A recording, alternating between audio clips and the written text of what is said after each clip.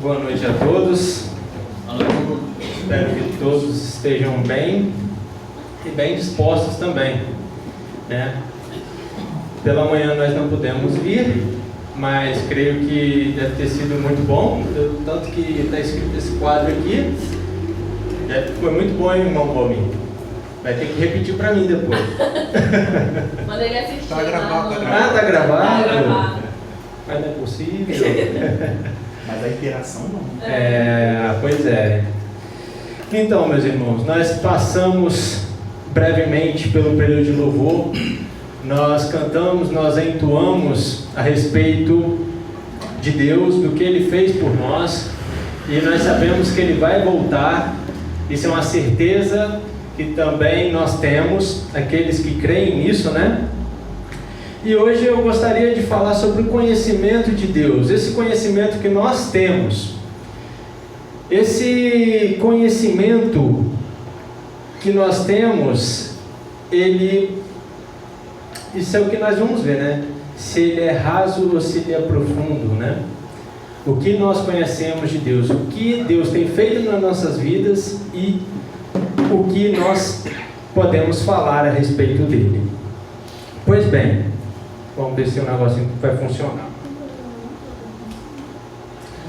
Nosso texto base se encontra em 1 João, capítulo 4, versículo 8. É esse que está aí, versão NVT, que diz assim: aquele que não ama não conhece a Deus, porque Deus é amor. Está certa essa afirmação, né? Que Deus é amor. Isso é um fato, é um dos atributos de Deus. Deus, Ele é amor, sua essência é amor. E aquele que não conhece Deus não ama. Está certo isso? O apóstolo João escreveu isso. Então, diante desta fala, quem é Deus para você? Irmão Alcira, quem é Deus para a senhora? Deus é tudo. Deus é tudo. Sem Ele eu não sou Nada, né? Irmão Valmir, quem é Deus para você? Primeiro é o Criador, né? Depois Pai, porque nós, na medida que nós aceitamos Cristo como Salvador, passamos a ser filhos, né? De Deus. Então Ele é Pai, além de tudo é Pai. Deus, Pai. O restante é o que é a soberania de Deus, é os atributos de Deus. Né? Valério? Precisa ser nosso Senhor também, né? Senhor. Criador, Pai, Salvador e Senhor. Irmã Isadora?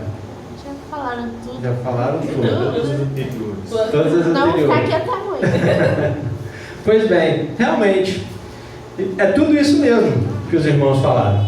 É exatamente isso aí. Agora imaginem comigo, eu gostaria de fazer uma ilustração com vocês. Tá vendo esse rapaz aqui, ó? Esse rapazinho aqui. Esse rapaz, ele ama a praia. Ele gosta muito da praia, principalmente do mar. E ele não vê a hora de ir à praia, né? Para justamente contemplar a grandiosidade do mar. E toda vez que ele vai, ele tira os calçados, né? E fica com os pés na água, contemplando a grandiosidade desse mar, a imensidão desse mar. E dessa forma aqui, ele está curtindo a praia. Não julguem pelas roupas, tá? Não julguem pelas roupas. Ele está curtindo a praia, de acordo com a minha ilustração. Quando vocês tiverem uma ilustração, vocês podem falar que não está curtindo. Mas nesse momento ele está curtindo a praia do jeito dele. E nós temos um segundo rapaz, esse daqui, ó. Esse rapaz, ele já arranca a camisa, tira tudo, já vai correndo em disparada e entra na água. O jeito dele curtir o mar é justamente nadando, mergulhando, né? Usufruindo do mar. E aí, meus irmãos, quem aproveitou mais? O primeiro ou o segundo? Os dois. Igual. Por igual. Cada um do seu jeito. Por igual, cada um do seu jeito. Perfeito. Na minha visão, o aproveitar aí está no seu completo. Por exemplo, quando nós compramos uma pizza, nós pagamos por ela toda. Mas se nós tiramos a azeitona e o palmito, nós não comemos ela toda. Ou seja, nós não aproveitamos dela toda. Nós pagamos por ela, mas não aproveitamos. Nesse caso aqui, ele só está com os pés dentro da água. No máximo que ele vai chegar é no joelho. Esse daqui não. Ele vai aproveitar por completo aquela água. Por mais que ele não vai conseguir chegar até no final. Mas ele vai aproveitar por completo. E aonde eu quero chegar com isso? O que isso tem a ver com a pergunta sobre quem Deus é para você? É justamente a respeito do seu conhecimento com Deus. Vocês disseram que Deus é tudo, Deus é amor. Parece que eu predestinei isso aqui, hein? Parece que eu já sabia o que vocês iam falar, hein? Deus é santo, maravilhoso, meu Salvador, Deus é justo. E tem muitos mais. Nós poderíamos ficar aqui a noite toda. Mas, em relação ao conhecimento a respeito de Deus, o nosso conhecimento ele é raso ou é profundo? Nós só estamos com os pés na água ou nós estamos entrando de cabeça a respeito de quem é Deus? Essas respostas que nós demos aqui sobre ele ser tudo, ele ser eterno, ele ser nosso Salvador, quando nós que estamos fazendo, inclusive, terminando o tema das missões, quando nós estamos convidando uma pessoa para vir, ou para fazer um aconselhamento, ou, enfim, acompanhar aquela pessoa a respeito sobre Deus, falar de Deus para aquela pessoa, e você fala assim, nossa, Deus é tudo para mim. E aquela pessoa perguntar para você, o que é tudo? Aquela pessoa não conhece Deus. Você saberia responder isso? O seu conhecimento a respeito de Deus, das suas experiências que você teve com Deus, você saberia responder o porquê que Ele é tudo na sua vida? O porquê que Ele é amor? O porquê que Ele é justo? O porquê que Ele é bom? Essa é a reflexão que eu quero trazer para vocês. Eu gostaria que todos nós não fôssemos crentes papagaios, né? Aqueles que apenas respondem aquilo que já ouvimos há muito tempo. Mas eu quero que todos nós, inclusive eu, possa falar a respeito de Deus para outras pessoas aquilo que Ele fez na minha vida, das minhas experiências com Ele. Se eu falo que Deus é amor, por que Ele me amou tanto para estar aqui hoje? Se Deus é tudo, o que significa tudo na minha vida? Deus. Se Ele é meu Salvador, antes Jesus Cristo teve que morrer por mim, para que eu pudesse ser considerado filho. Eu tenho que ter essas respostas, porque se nós falharmos nas nossas respostas, eles vão olhar assim, que conhecimento esse cara tem sobre Deus, que nem ele mesmo sabe dizer, sabe falar. Que experiências essa pessoa tem de Deus, e esse cara ainda quer me falar sobre esse Deus? Meus professores do seminário, eles falam o seguinte, que muitos professores são ateus e dão aula de Bíblia. Vai parar para pensar nisso? Os professores que vão dar aula bíblica são ateus. Dentro da liturgia, dentro da matéria, eles são experts. Vai entrar em um debate com eles para você ver. Agora, experiências com Deus eles têm? Não têm. Basta apenas conhecer a palavra? Não basta. Você tem que vivenciar aquilo. E é por isso que eu fiz aquela pergunta: quem aproveitou mais daquele oceano? É aquele que entrou por completo, aquele que se entregou por completo àquilo ali. Não basta só a gente estar aqui aos domingos, ou às quartas-feiras, ou uma vez no mês, ou todos os dias, se nós, no nosso dia a dia, nós não estamos tendo conhecimento a respeito de Deus. Se nós só estamos pegando as migalhas, só estamos molhando os pés, isso não vai adiantar de nada. Por isso que eu coloquei essa frase do texto de João: aquele que não ama, não conhece a Deus, porque Deus é amor. Nós temos amado? Nós temos amado? Essa é a pergunta. Nesse mês de missões, né, que nós estamos estudando, o que nós temos feito em relação a amar os outros? Porque esse é um dos mandamentos, não é? Amar aos outros como a ti mesmo. Mas o primeiro mandamento é amar o Pai. Mas esses dois mandamentos estão tão ligados que se você não cumprir um, já era o outro. O que nós temos feito? O que nós temos amado? E aqui tem uma resposta. Não amem este mundo, nem as coisas que ele oferece, pois quando amam o mundo, o amor do Pai não está em vocês. Porque o mundo oferece apenas o desejo intenso por prazer físico, o desejo intenso por tudo que vemos e o orgulho de nossas realizações e bens. Isso não provém do Pai, mas do mundo. E este mundo passa, e com ele tudo que as pessoas tanto desejam. E completa: mas quem faz o que agrada a Deus vive para sempre. 1 João 2, 15 a 17. Veja bem, a Bíblia, ela foi escrita para cristãos. Esse texto aqui é para cristãos, para nós. Se você colocar esse texto aqui lá no mundo, tanto faz, tanto fez. O que eles vão entender disso?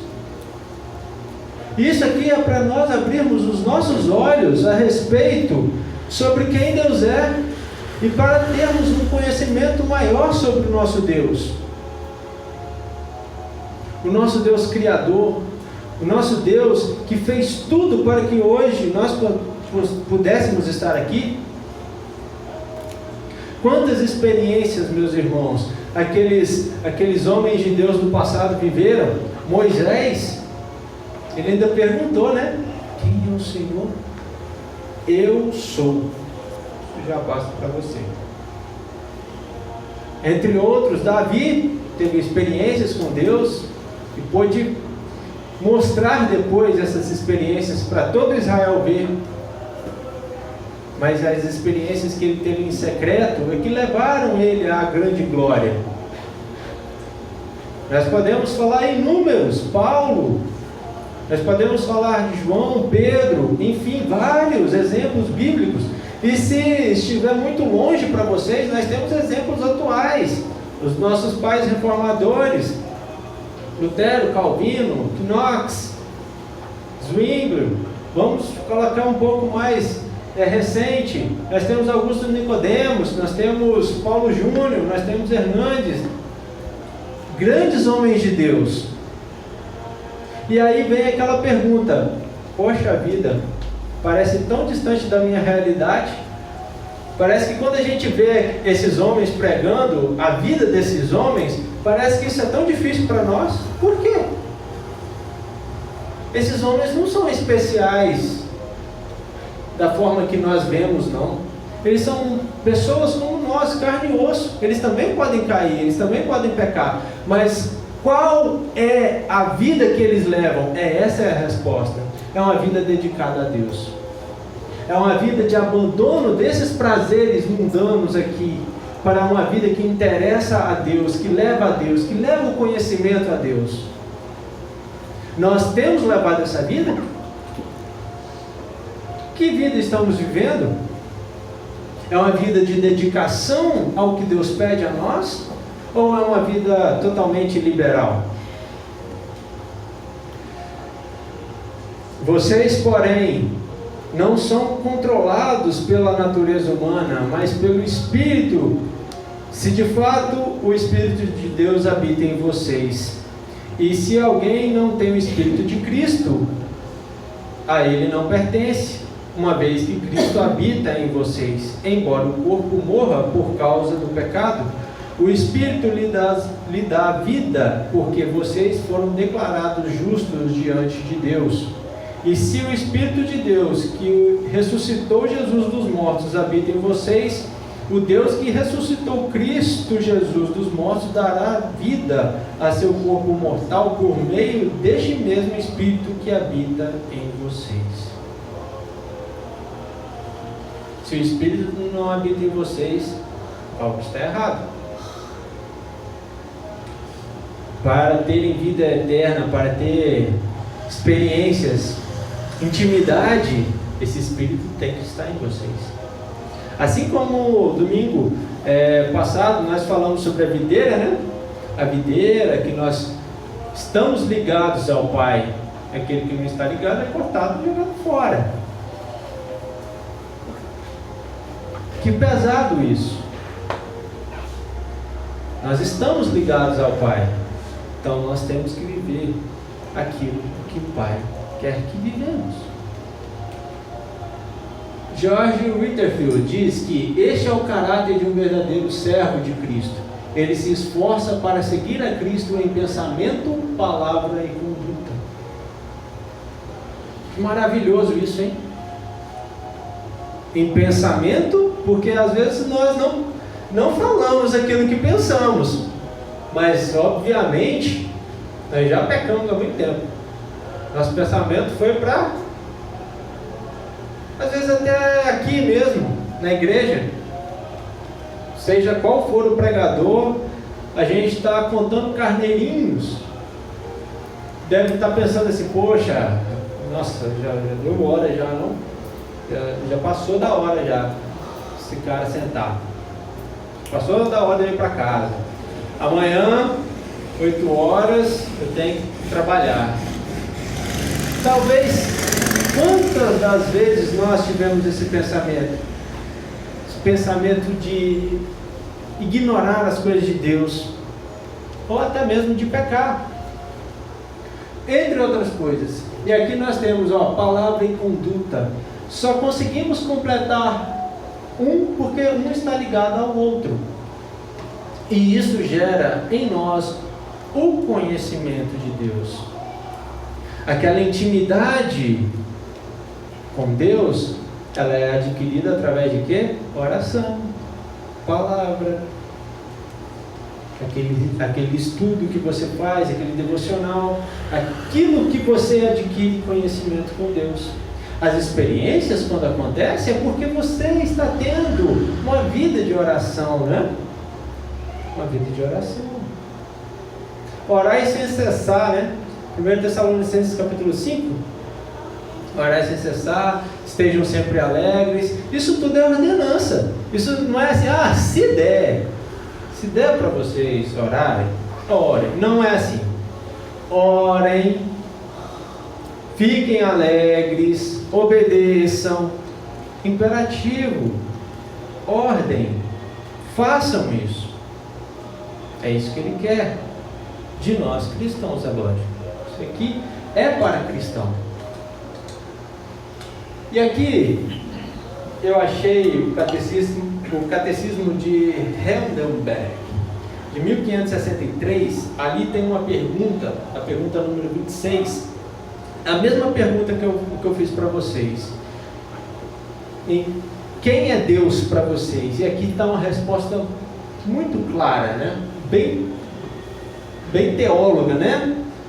Vários e vários teólogos montaram essa resposta. E olha só que resposta maravilhosa. Creio que o eterno Pai de nosso Senhor Jesus Cristo criou do nada o céu, a terra e tudo o que neles há, e ainda o sustenta e governa por seu eterno conselho e providência. Ele é também meu Deus e meu Pai, por causa de seu Filho Cristo. Nele confio de tal maneira que não duvido que dará tudo o que for necessário para o meu corpo e minha alma, e que Ele transformará em bem todo o mal que me enviar nesta vida conturbada. Tudo isso Ele pode fazer como Deus Todo-Poderoso e quer fazer como um Pai fiel. Que resposta, hein? Será se nós daríamos uma resposta como essa? De alguém questionando a nossa fé? De alguém questionando o nosso Deus? Será se conseguiríamos achar tais palavras até bonitas, eloquentes, para dizer a respeito do nosso Deus? Muitas das vezes, meus irmãos, nós cantamos as músicas e nós nem entendemos o que a música fala. Nós lemos o texto e nem queremos aprofundar para saber o que ele está falando. Se aquilo era para a época, se aquilo era para hoje, e vira esse balaio de gato. Às vezes a gente canta uma música totalmente errada, mas a gente acha bonita. Isso vai do conhecimento que nós temos de Deus. É o nosso conhecimento. E o que fazer para esse conhecimento melhorar? Já respondemos. Palavra, oração. Nós precisamos disso. Nós devemos fazer isso. Todos nós, sem exceção. Principalmente eu. Principalmente eu. Nós estamos falando de missões, mas nós também temos que nos discipular todo dia. Porque se nós deixarmos um dia sem fazer, a carne ela é traiçoeira. Se a gente... É igual academia, para quem faz academia. E, irmão, vamos ver, você está fazendo ainda? Rapaz, estou deixando pro serralheiro. Olha só, tá vendo só? Se a gente começar, irmão Valmir, academia, e a gente fizer 10 dias seguidos, o corpo já acostuma, não é? Mas se a gente faltar um dia, o que acontece? Perde o hábito. Aí deixa pro serralheiro, o padeiro, para todo o restante, né? Menos para mim. E é isso que acontece na nossa vida espiritual. Se todas as vezes que nós começamos a ler a Bíblia e pararmos em Levítico, Levítico, quem merece? Isso aqui é para os levitas. Eu vou dar um pulo aqui, um pulo de 1000 anos. Vamos lá para Abacuque, sei lá. Vamos começar daqui de novo. Não, mas isso aqui tá chato. Vamos começar nos evangelhos. Mas aqui só fala a história de Jesus, eu estou cansado de saber. Vamos passar para a carta de Paulo. Nossa, mas é difícil demais a carta de Paulo. É melhor fazer um devocionalzinho mesmo, sem nada mesmo. E aí a gente vai perdendo o costume. A palavra de Deus já não vai ser tão eficaz nas nossas vidas. Não adianta também nós termos 5, 6 Bíblias em casa e não olharmos para ela. É peça de decoração. Não adianta também nós termos uma Bíblia só e deixar aberta no Salmo 91, porque o Salmo 91 vai deixar tudo bem dentro de casa. Isso é verdade, irmão Valério? Salmo 91 afasta tudo? Até então nunca foi provado. Não foi provado. Não foi provado. E não vai ser nunca. Porque misticismo não entra dentro da visão cristã.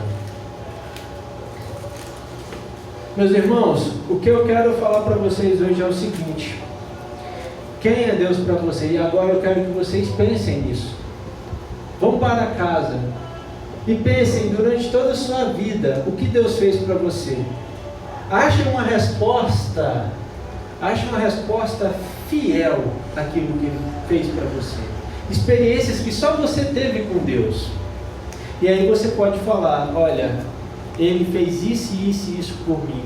Por isso que eu posso dizer que Ele é, qual seja for o atributo dele na sua vida. São as experiências suas que vão responder essa pergunta. Não é algo automático que vem na sua cabeça. Que todos nós possamos pensar nisso.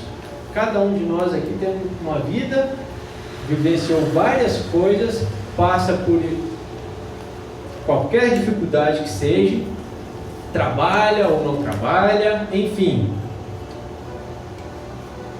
Experiências é que te levam a conhecer a Deus, porém, baseado naquilo que você faz, através, novamente, da sua comunhão com Ele, da sua intimidade com Ele. E por hoje é só. Que Deus abençoe vocês, como tem me abençoado. Que Que vocês tenham sempre essa vida de oração e sempre lembrem de mim nas suas orações. E que nós possamos ter uma vida abençoada debaixo da graça do nosso Deus. Amém? Amém.